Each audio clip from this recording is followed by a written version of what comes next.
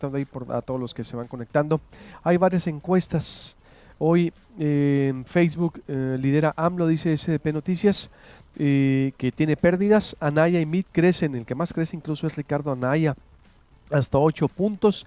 El Financiero dice AMLO rebasa con 20 puntos al segundo lugar, lo impulsa el norte. López Obrador lidera con el 46% de las preferencias electorales, seguido de Anaya con 26%.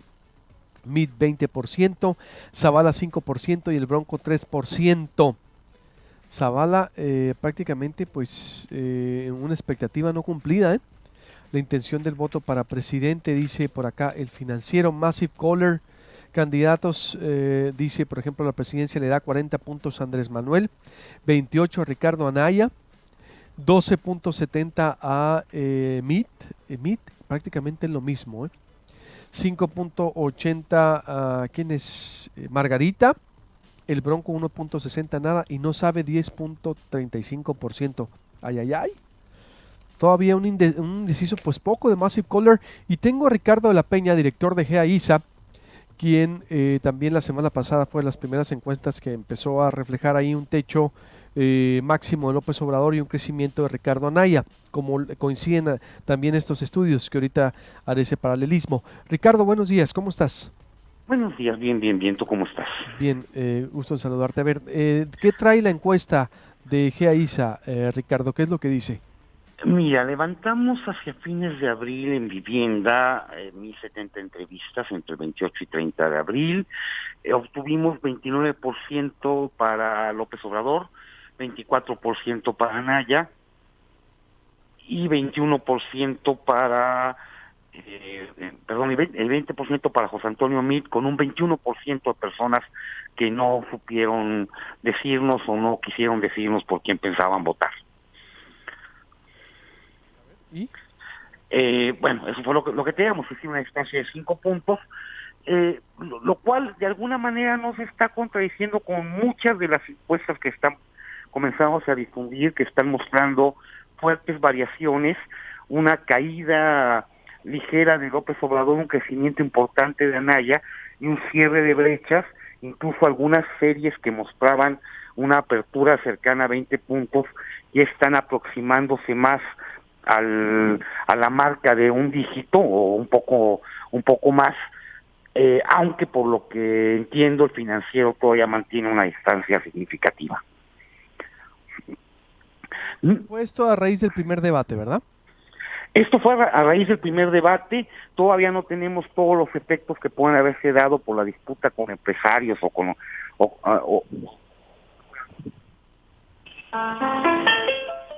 ¿Qué pasó? A ver, para volver a contactar con él, porque a mí lo que me llama la atención sí es que es la que tiene más o menos acercamiento entre López Obrador y Ricardo Anaya, para que me siga platicando por acá Ricardo La Peña, el director de GEAISA, porque las otras sí tienen, obvio, López Obrador sigue liderando en todas, el más alto es López Obrador, pero la que menos distancia tiene es la de GEAISA. Hoy la que más distancia le da López Obrador sobre todos los demás es la del Financiero, con las preferencias pues muy grandes. Por ejemplo, candidato presidencial de Morena cuenta con el 39% de la intención del voto en la región del norte del país, 22 puntos arriba de lo que tenía hace 6 años, en junio del 2012, cuando las encuestas registraban 17% de apoyo al entonces candidato de la coalición PRD-PT. El giro favorable, según el Financiero, Andrés Manuel en los estados del norte es el más marcado que se observa en todo el país, en tanto que en la región centro-occidente el morenista está 11 puntos arriba de su nivel de 2012, mientras que en el centro y el sur su apoyo es de 15 y 18 puntos más alto respectivamente. Y las regiones del país norte, pues ya saben, incluye por acá Sonora también, y hace un comparativo de cómo iban en junio del 2012 en el norte. Enrique 17 tenía López Obrador, hoy tiene 39. Enrique Peña Nieto 51, hoy Meade 19. Josefina Vázquez Mota 30, Naya 28, casi igual. En el centro, Enrique Peña Nieto estaba en 43, fíjese, en el centro, hasta en el centro.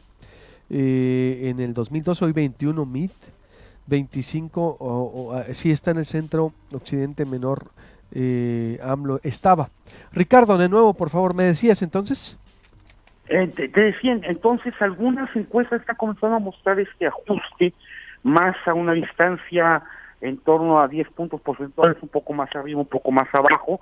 Estadísticamente comienzan a ser más coincidentes, aunque te decía, esto no está pasando con todas. El caso del Financiero del día de hoy sí sigue mostrando una brecha más amplia, pero bueno, finalmente estamos viendo que las distancias que estaban abriéndose en algunos casos a lo largo de las primeras semanas de campaña, en este momento no se están mostrando así, sino que por el contrario, se muestran más cerradas.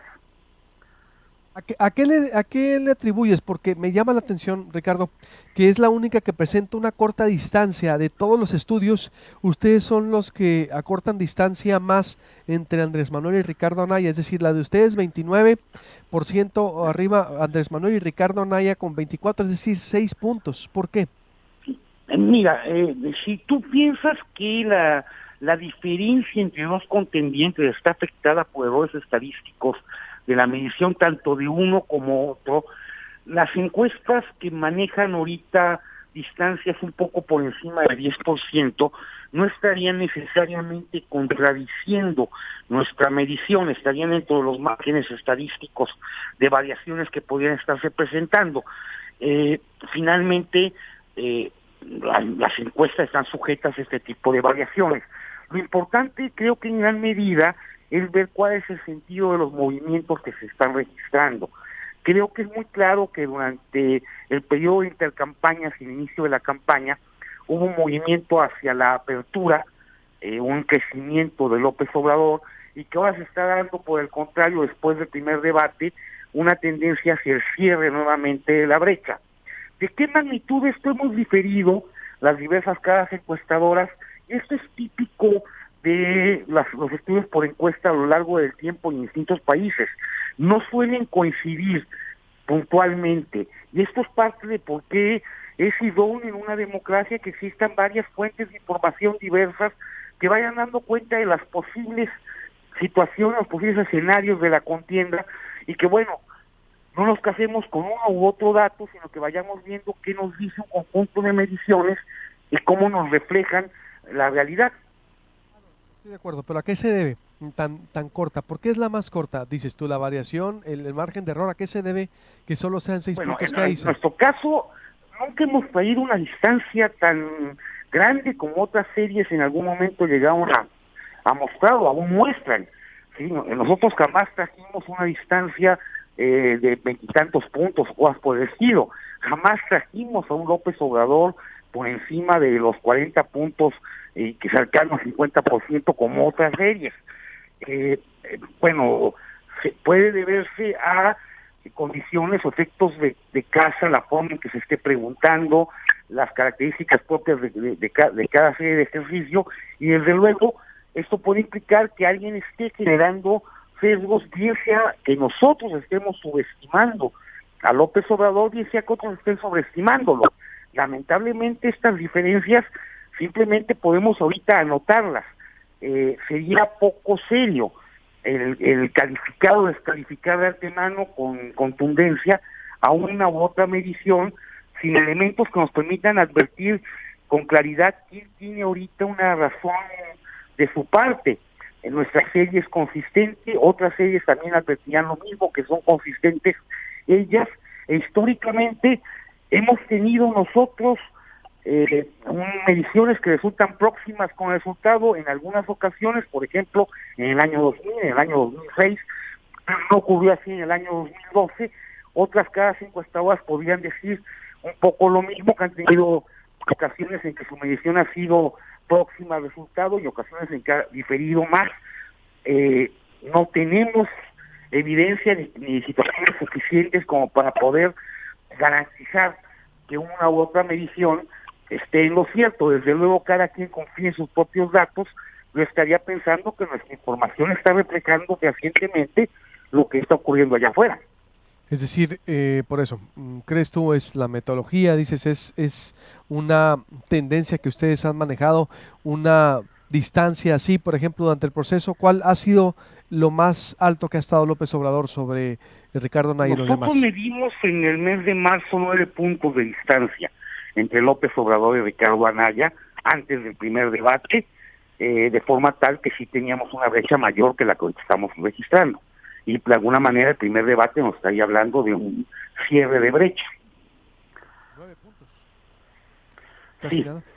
Sí, es muy diferente. Casi nada y al mismo tiempo es mucho, ¿eh? Digo, la verdad, históricamente en México el sistema ha mostrado que es atípico que se presenten distancias muy grandes entre el primero y el segundo lugar.